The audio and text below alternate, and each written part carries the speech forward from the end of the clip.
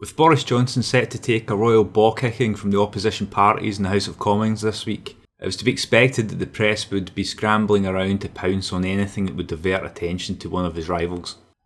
The prayers were answered when Nicola Sturgeon, while campaigning for the local elections, was reported to the police for not wearing a mask in a barber's for a brief period of time. Now this is something I'm sure we've all forgotten to do at an odd occasion. I know I have, but the right-wing press never turns down an opportunity to slag Sturgeon, so there's no surprise that it's been made a big deal of. The Daily Mail's headline read, "Nicola Sturgeon is reported to police," in all capitals of course, over footage appearing to show her breaking her own strict face mask laws. Now predictably this is a quote-unquote outrage according to the right-wing gutter press.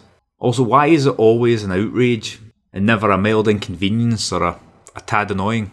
Now don't get me wrong, I don't want to come across as a Nicola Sturgeon fangirl here. It's plain as day that she's been caught breaching her own rules, obviously through carelessness or forgetfulness.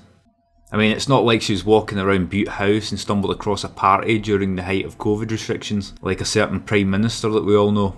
Incidentally, I wonder if Boris ever tried the "I was unaware" line with one of his ex-wives. I was unaware I was cheating. I just walked to the room and my dick fell inside her. Sorry, let's get back onto the topic at hand.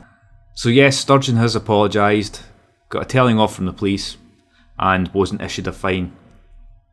Now you could have argued that she should have been fined, but I know the police have been using this sensible kind of judgment throughout the whole pandemic when it comes to innocent mistakes and carelessness. I mean, the amount of times Boris Johnson has been in hospitals not wearing a face mask is far more numerous. And what really made me kind of chuckle at the whole situation was the Scottish opposition leaders jumping on it like Boris Johnson on one of his mistresses. By the way, fair play to them. If the leader of the party in power makes a blunder, then they're fair game. That's how politics is played. But my favourite line came from Scottish Conservative health spokesman Dr Sandesh Gulhane. He said, "This is blatant hypocrisy from the First Minister who has shown her true colours."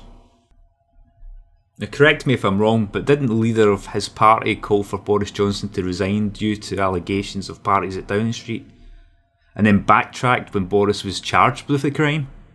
If he's so shocked by the hypocrisy, then he should probably look a bit closer to home.